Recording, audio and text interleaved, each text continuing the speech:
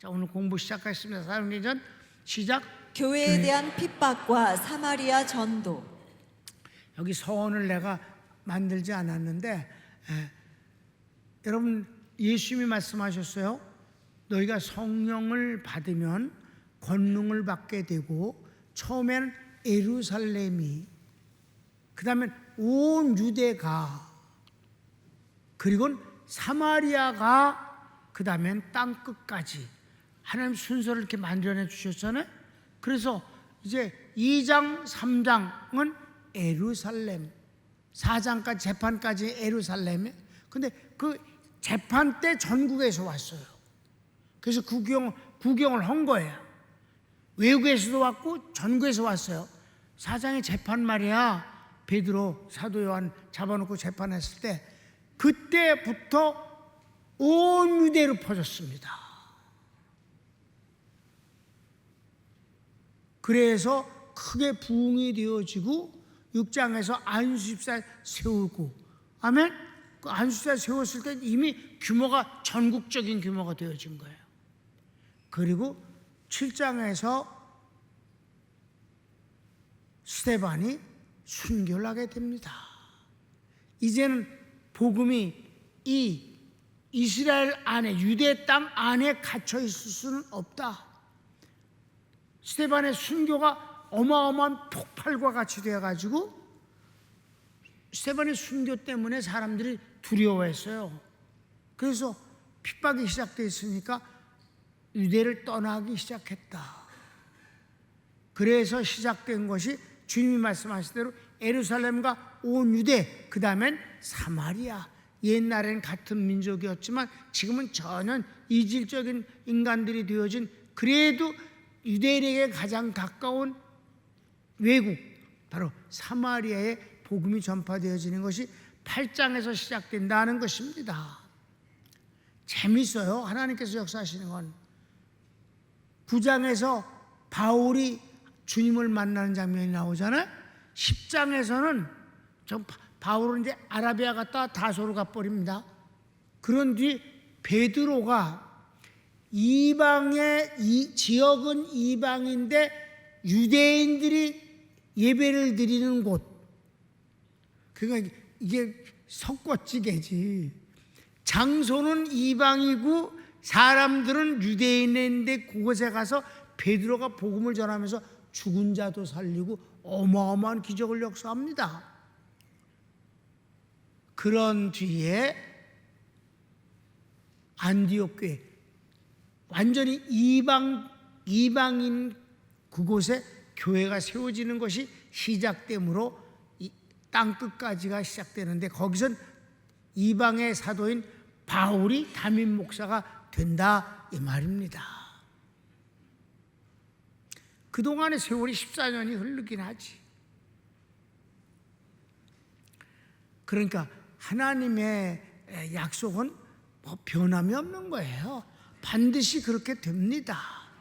인간들이 조급해서 또 그동안에 지들이 뭘 좀 쥐었다고 그래갖고 교만하고 자만해서 왕노릇하고 그러지만 하나님의 역사는 하나님의 약속대로만 되는 것입니다. 여러분, 대한민국 교회는 하나님이 버리지 않으십니다. 여러분, 유대인들을 하나님께서 끝까지 포기 안 하시고 7년 대환란 때 그들을 위해서 하나님이 7년 대환란을 일으키시고 마지막 구원하시고 천년왕국을 선물로 주신 하나님이십니다. 여러분, 이방의 복음을 선교한 나라는 미국입니다.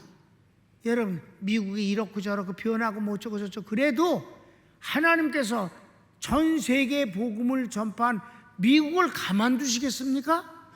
그 나라는 주님이 오시는 날까지 가장 큰 강대국으로 존재할 것입니다. 하나님은 그 축복을 절대 놓지 않으십니다. 그 다음 미국 다음을 이어서 전 세계의 복음을 전파한 게 대한민국임을 믿으시기 바랍니다. 하나님이 이 선교 때문에라도 대한민국 버리지 않으십니다. 한국 교회가 썩지만 않으면 하나님은 대한민국을 인하여서 전파되어진 모든 이 복음 때문에 하나님이 대한민국을 그렇게 쓰셨는데 버리시다니 있을 수 없는 일입니다. 하나님의 놀라운 역사와 섭리를 실패로 만들 수는 없는 겁니다. 목사를 잡아 쳐놨다 할지라도 한두 번이고 그걸 인해서 말로 받을 일이지 절대 망하지 아니한다. 우선 이걸 말씀을 드리면서 사마리아 전도를 공부합시다. A. 예루살렘 교회의 순환. 언제나 순환을 통해서 복음은 퍼져 나가는 것이다. 1. 사울 회개하기 전 바울의 모습. 가르치기 1번. 바리새파 율법주의자로 사내들인 공회의 강력한 차기 지도자 후보입니다. 사내들인 공회위원일 뿐만 아니라 사내들인 공회위원은 꼭 70명은 아니에요. 70명이 있다 72명도 되고 뭐 이렇게 해서 이제 뽑혀집니다. 사내 공회위원이면 로마가 이제 속국으로 그렇게 다루고 있지만 그래도 자치 기구를 허락해 준 것이 사내들인이라는 공회의회입니다. 공회. 그 공회에선 사형만 시키지 못하고 모든 법적인 그 범죄인들을 재판할 수 있는 권한도 있을 뿐만 아니라 여러 가지를 자체적으로 할 수가 있어요.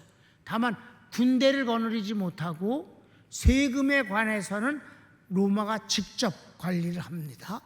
그러니까 이제 총독이 와서 그 모든 것을 이제 관리하고 지켜봅니다. 왕도 세웠기 때문에 왕이 있어요. 헤롯이 물론 가짜 왕이지만 로마에 충성을 하는 하수인이지만 그래도 형식적으로는 왕도 있다 이 말이에요. 왕국이야.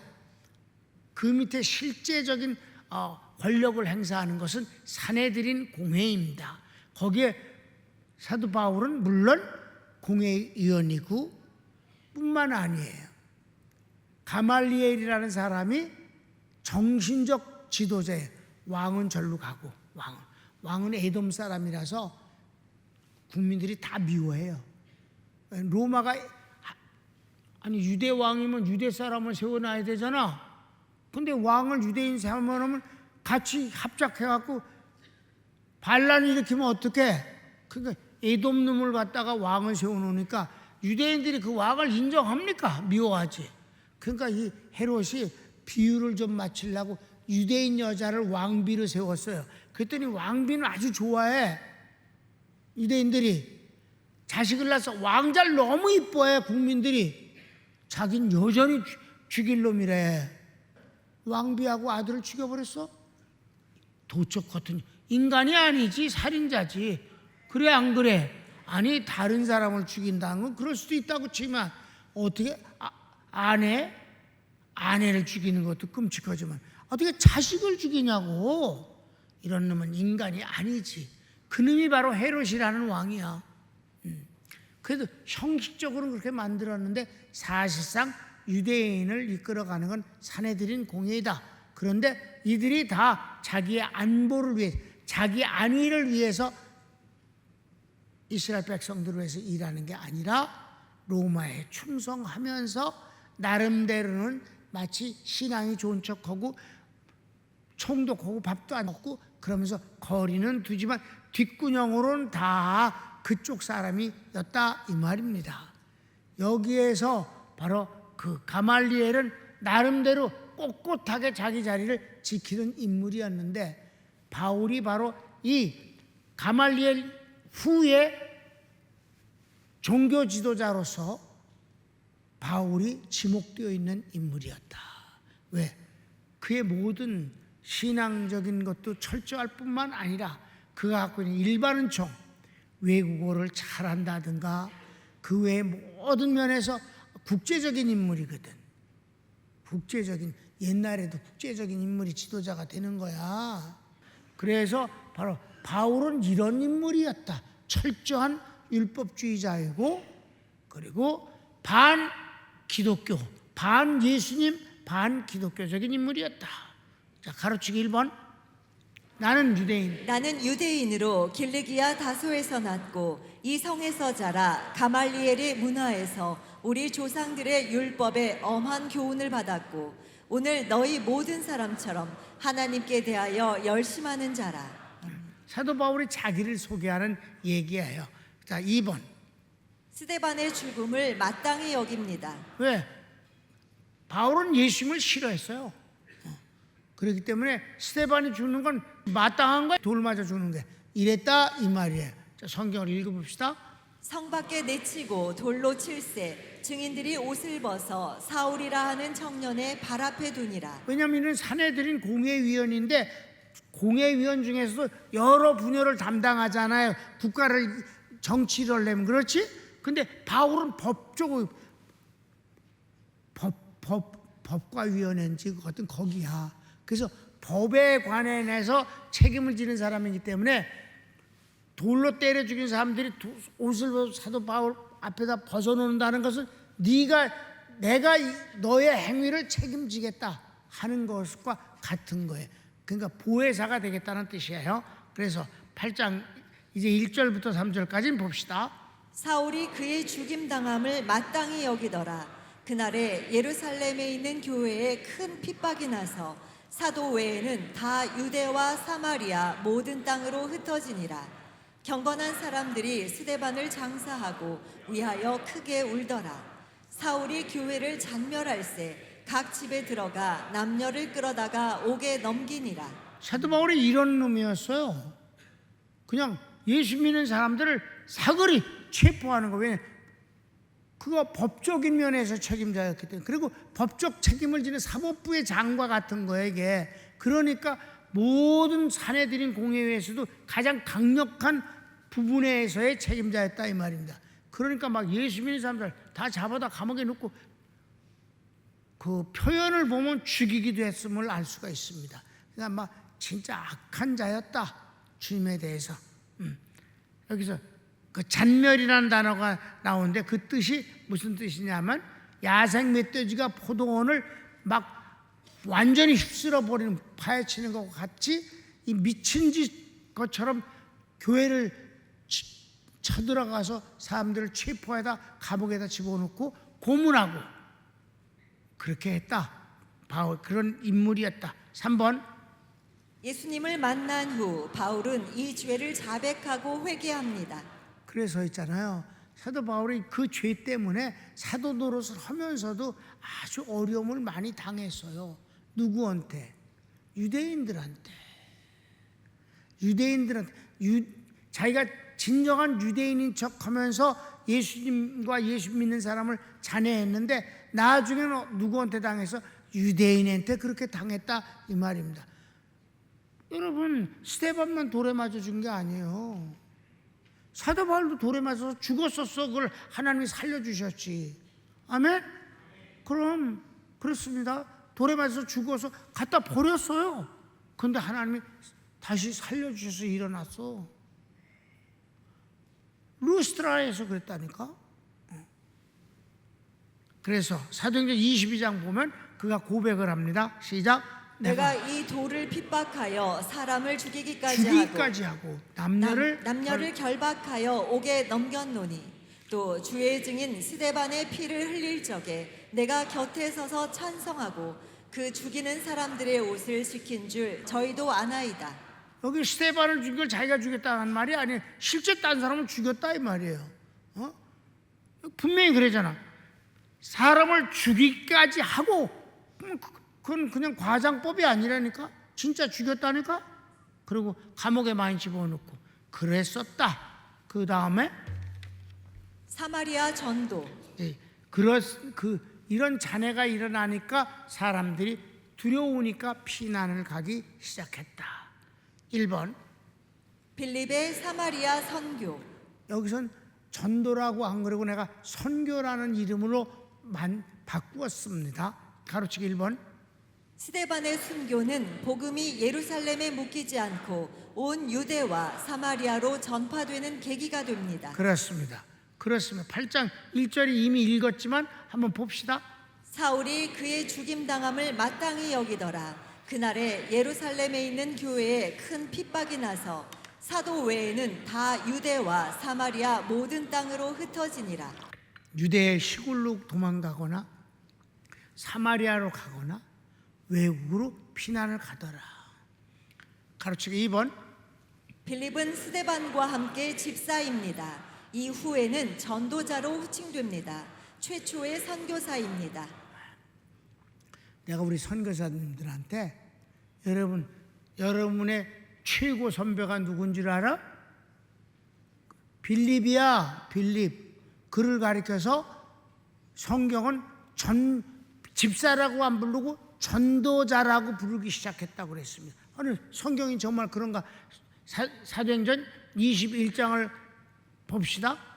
이튿날 떠나 가이사랴에 이르러 7 집사 중 하나인 전도자 빌립의 집에 들어가서 유하니라.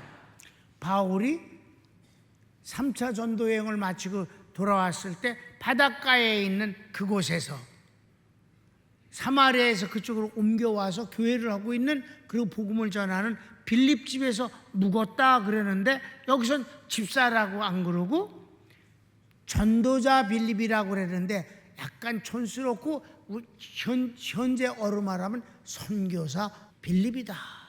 빌립 선교사다. 아멘. 왜냐면 선교사라는 건 자기 동네에서 하는 게 아니라, 자기 나라에서 하는 게 아니라 나라 밖에 나가서 복음을 전하는 걸 선교사라고 부르잖아요, 우리가 호칭을. 그렇습니까?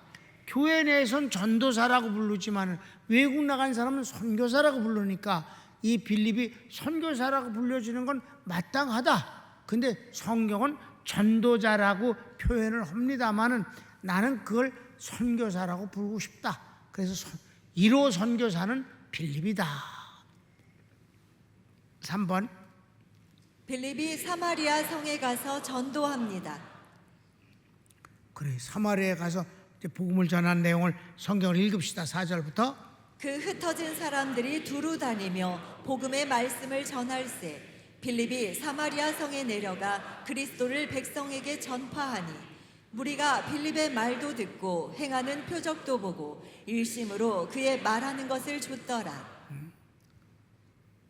여기서도 선교사 이 빌립이 사마리아에 가서 복음을 전할 때 복음 자체를 전했다고 그래서 예수님을 그리스도라고 복음을 전하는데, 중요한 건 표적이 따랐다.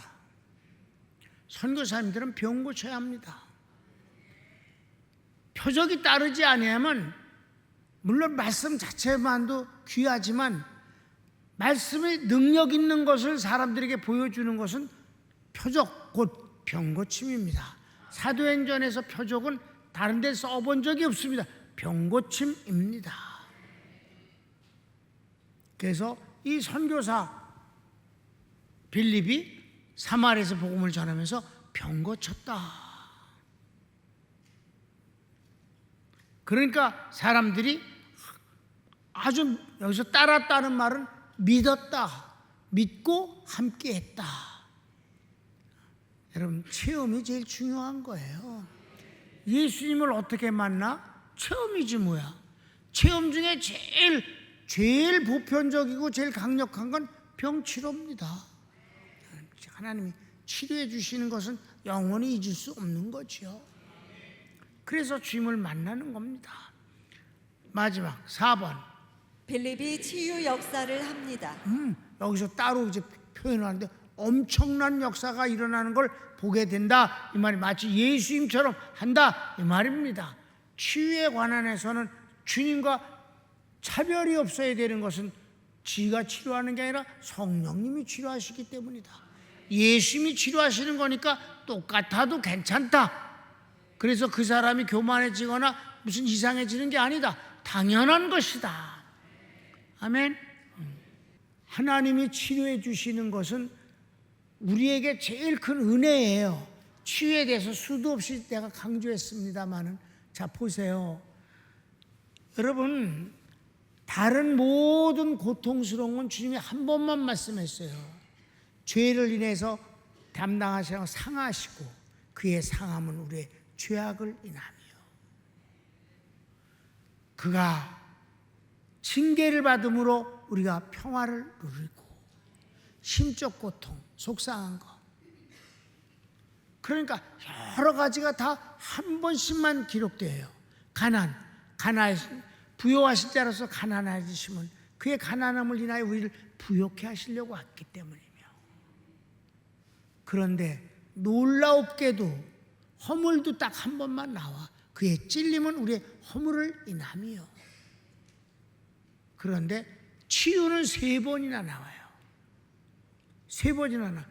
질고를 아는 자라. 여기서 안다는 말은 기노스코라고 그래서 경험을 통해서 안다. 주님도 아프셨다 이 말이에요.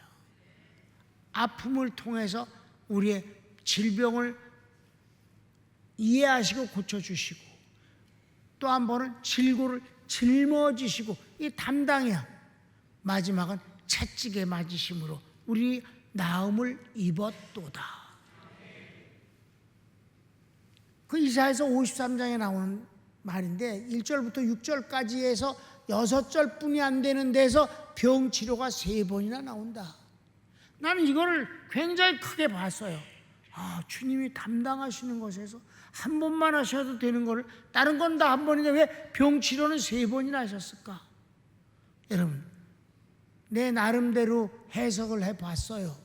그랬더니 다른 거는 사람의 도움을 받을 수가 있어요.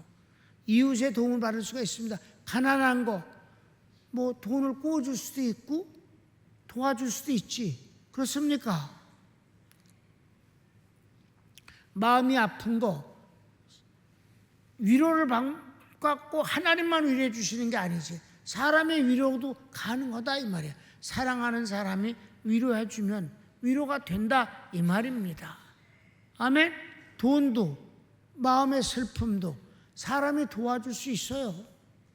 허물에 관해서도 잘못한 것을 그쪽에서 괜찮아, 내가 용서할게, 마음 편하게 먹어, 그럼 허물도 씻어진다 이 말이에요. 병은 도와줄 수도 없고 나눌 수도 없는 겁니다. 여러분, 담임 목사가 이렇게 등어리가 찢어지게 아플 때 여러분이 할 수 있는 게 없었잖아. 기도뿐이. 응? 반씩 나눕시다. 내가 속으로 반씩 나누자면 반 나누자고 온 놈이 있을까 없을까?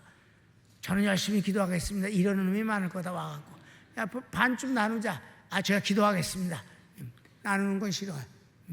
그러니까 병은 나눌 수가 없고 대신 아플 수가 없어. 빚을 대신 짊어질 수도 있잖아.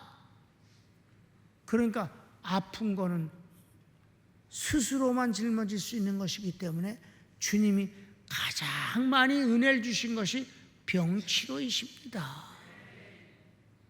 그래서 예수님이 그러셨고, 제자들이 일을 시작할 때 제일 먼저 나타난 게 안질뱅이를 고쳐주신 것도 시작이 그거고, 사도행전 3장에서 베드로와 그리고 사도 요한이, 아멘, 그가 증인으로 세판에서도 이기게 했다 이 말이에요. 첫 번째 선교사인 이 빌립이 사마리아에 가서도, 마지막 7절 8절 시작. 많은 사람에게 붙었던 더러운 귀신들이 크게 소리를 지르며 나가고, 또 많은 중풍병자와 안진뱅이가 나으니 그 성에 큰 기쁨이 있더라. 아멘. 치유였다. 복음과 함께 치유는 떼어지면 절대로 안 된다. 아멘. 우리 평강교회가 시작부터 귀신 추방하고, 시작부터 병 고치고, 아멘. 손을 모읍시다.